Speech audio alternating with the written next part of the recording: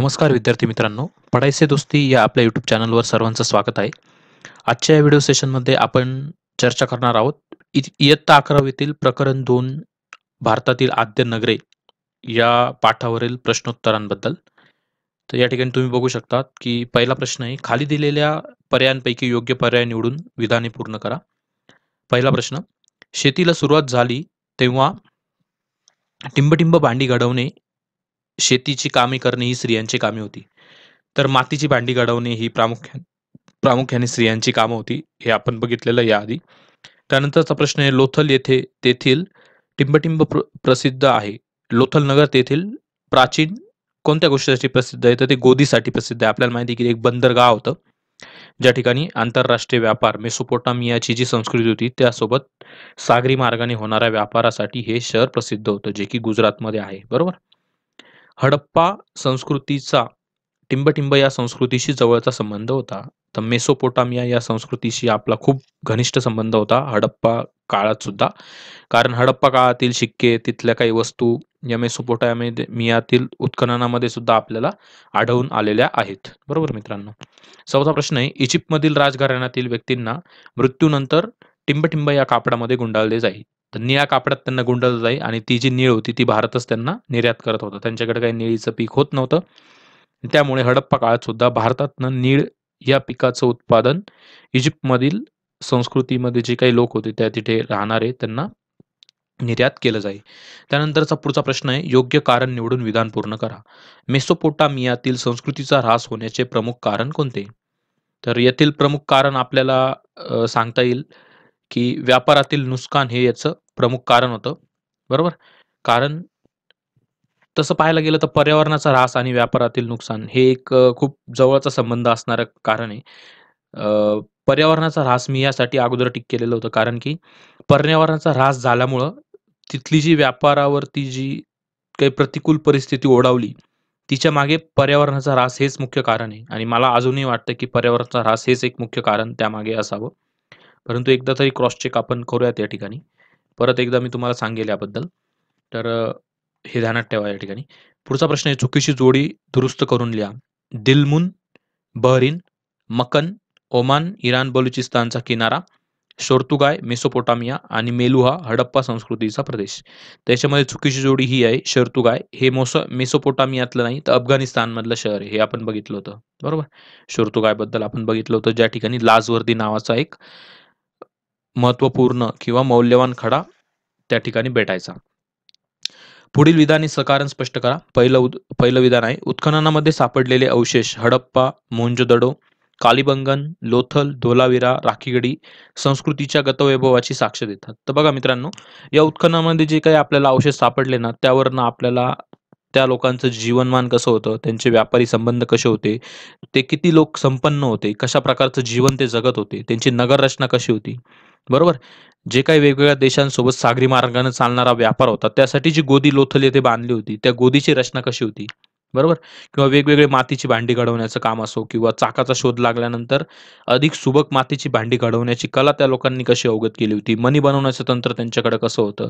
तर या सगळ्या गोष्टींचा एक उहापोह या उत्खननामध्ये सापडलेल्या अवशेषांमुळे झालेला आहे आणि त्यामुळे आपण म्हणू शकतो, की ही जी काही शहरं होती, ही हडप्पा संस्कृतीच्या गतवैभवाची आपल्याला साक्ष देतात. तर हेच याच्या मागचं कारण आहे. याच्यासाठी काही खास सांगण्याची मला काही गरज नाही आहे या ठिकाणी. दुसरा प्रश्न आहे या ठिकाणी, लाजवर्दी दगडांना हडप्पा संस्कृतीमध्ये तिच्या हडप्पा संस्कृतीचा जो व्यापार चालायचा इतर संस्कृतींशी, त्यामध्ये अत्यंत महत्त्वाचे स्थान होते. तर या ठिकाणी तुम्ही बघू शकता मित्रांनो, जे हडप्पा संस्कृतीच्या इतर संस्कृतींसोबत चालणारा जो व्यापार होता, त्यामध्ये लाजवर्दी हा जो खडा होता, तर त्याचं एक अनन्यसाधारण महत्त्व होतं. हे बघा या ठिकाणी दिसून येतं. जे गाव वसाहती आणि जी महत्त्वाची नगरं होती यांच्यातील रिलेशन किंवा यांच्यातील परस्पर संबंध समजवताना शोर्तुगाय या हडप्पाकालीन संस्कृतीचा या ठिकाणी उल्लेख आपल्याला दिसतो. शोर्तुगाय नावाचं हे जे ठिकाण आहे ते अफगाणिस्तानच्या बदकशान प्रांतामधलं आहे आणि तेथे लाजवर्दी किंवा इंद्रनील नावाच्या दगडांच्या खाणी आहे. तर या ठिकाणी तुम्ही बघू शकता हा निळ्या रंगाचा जो दगड आहे, तर याला लाजवर्दी दगड असं म्हटलं जातं किंवा इंद्रनील दगड म्हटलं जातं आणि हा खूप मौल्यवान दगड होता आणि या दगडापासून मेसोपोटॅमियामध्ये अनेक इमारती बनवल्या गेल्या होत्या किंवा तिथल्या ज्या महत्त्वाचे राजे-रजवाडे, त्यांचे जे काही महल आहे ते सजवले गेले होते. मेसोपोटामियातलं जे काही महाकाव्य आहे, त्या महाकाव्यामध्ये आपल्याला देवी इन्नन्नाच्या राजवाड्यातील भिंती लाजवर्दी या खडकाने मढवल्याची वर्णने आपल्याला आढळून येतात. तर याच्यावरून आपल्याला दिसून येतं, की हडप्पा संस्कृतीच्या लोकांच्या मेसोपोटामियाशी असलेल्या व्यापारामध्ये लाजवर्दी दगडाला कशाप्रकारे अनन्यसाधारण महत्त्व होतं ते. बरोबर? याचे पुरावे त्या देशातील उत्खननामध्ये सापडतात. ना की आपण म्हणतो, की फक्त ते महत्त्वपूर्ण आहे, महत्त्वपूर्ण आहे असं नाहीये. तर पुराव्यानिशी ते सिद्ध पण झालेलं आहे. बरोबर? त्यानंतरचं पुढचं स्टेटमेंट या ठिकाणी बघूयात मित्रांनो आपण. हडप्पा संस्कृतीचा ऱ्हास झाला. आता तो ऱ्हास का झाला? तर याची अनेक सारी कारणं आपण या ठिकाणी बघितलेली आहे. तर त्यांचाच उहापोह आपल्याला पुन्हा या ठिकाणी करावा लागणार आहे. तर नगरांचा ऱ्हास यामध्ये आपण बघितलं होतं, की हडप्पा संस्कृतीची नगरे बाहेरून आलेल्या लढाऊ जमातींनी नष्ट केली. एक सिद्धांत किंवा अनुमान याआधी मानलं गेलं होतं. कारण ऋग्वेदामध्ये पुरंदर या देवाचं किंवा पुरंदर या इंद्राच्या नावाचा उल्लेख आलेला आहे. तर पुरंदर म्हणजे काय, की पूर म्हणजे तटबंदीनं युक्त अशा नगरांचा नाश करणारा पुरंदर. बरोबर? मग या पुरंदराचं वर्णन आहे म्हणून अ, वा हे जे आहे मार्टिमिर व्हीलर नावाचे एक इतिहासतज्ञ, तर त्यांनी असं सांगितलं होतं, की आर्यांनी हडप्पा संस्कृतीचा ऱ्हास केला आणि ते भारतामध्ये स्थायिक झाले. परंतु याला काही खास अशी पुष्टी भेटत नाही किंवा विद्वत वर्तुळामध्ये जे काही वेगवेगळे इतिहासकार आहेत, त्यांच्यामध्ये अनेक मतांतर आपल्याला दिसून येतात. तर दुसरं एक कारण होतं या हडप्पाकालीन नगरांच्या ऱ्हासाचं ते म्हणजे पर्यावरणाचा ऱ्हास. तर मेसोपोटामियातील संस्कृती पर्यावरणाच्या ऱ्हासामुळे नष्ट झाली आणि त्याचप्रमाणे हवामानात घडून आलेले जे काही बदल होते, त्यामुळे हडप्पा संस्कृतीचाही नाश हळू-हळू होऊ लागला.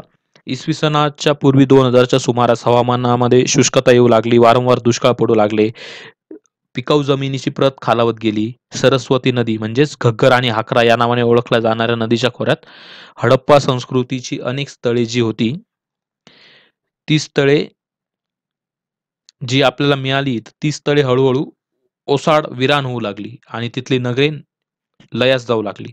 तर अशा प्रकारे आपण बघितलं होतं, की कशाप्रकारे पर्यावरणाचा ऱ्हास झाला. त्यानंतर हे दुष्काळ वगैरे यांमुळे पिकांचं नुकसान होऊ लागलं, व्यापाराचं नुकसान झालं आणि या सगळ्या गोष्टींमुळे या नगरांचा ऱ्हास घडून आला. बरोबर? तर अशा प्रकारे ह्या प्रश्नाचं उत्तर हे आपण या ठिकाणी बघितलं. त्यानंतर आहे इंटरेस्टिंग प्रश्न आहे. तुमचे मत नोंदवायचं आहे मित्रांनो तुम्हाला या ठिकाणी. पहिला प्रश्न आहे, हडप्पा संस्कृतीतील नगरे व गाव वसाहती यांच्यामध्ये परस्पर संबंध होता. तो आपल्याला आजही दिसून येतो. आजही तुम्ही बघितलं तर शहरी भाग आणि ग्रामीण भाग हे एकमेकांवरती अवलंबून आहे. एकमेकांच्या गरजा पूर्ण करण्यासाठी एकमेकांवरती अवलंबून आहे. जो ग्रामीण भाग आहे त्या ठिकाणी सुविधा नाही तर त्या सुविधा मिळवण्यासाठी ते शहरी भागामध्ये येतात. ग्रामीण भागामध्ये कच्चा माल आहे, पण त्याच्यावर प्रक्रिया करण्याचं साधन नाहीये. तो माल ते शहरामध्ये पाठवतात आणि शहरामधले लोकं त्या मालावरती प्रोसेसिंग करून त्यांचे वेगवेगळ्या वस्तूंची उत्पादन घेऊन ती खेड्यात नेऊन विकतात. किंवा इतर ठिकाणी विकतात, पैसा कमवतात. जीवन सुखकर होतं यामुळे परस्पर संबंध असल्याकारणाने. असंच परस्पर संबंध आपल्याला हडप्पा संस्कृतीतील नगरे आणि तिथल्या गाव वसाहती यांच्यामध्ये बघायला भेटायचा. कसा? तर ही जी गाव वसाहती होत्या छोट्या-छोट्या, त्यातनं येणारा जो कच्चा माल आहे, त्या कच्च्या मालावरती ही नगरं उदयाला आली होती. त्या कच्च्या मालाच्या व्यापारामुळं या नगरांचा विकास झाला होता. त्या कच्च्या मालांवरती होणाऱ्या प्रक्रियेमुळं त्या नगरांमध्ये असणाऱ्या वेगवेगळ्या कारखान्यांमुळं त्यांचा उदय झाला होता किंवा त्यांचा विकास त्या ठिकाणी घडून आला होता. तर अशा प्रकारे आपण या ठिकाणी सांगू शकतो, की हडप्पा संस्कृतीतील नगरे आणि तिथल्या गाव वसाहती यांच्यातील परस्पर संबंध. बरोबर मित्रांनो?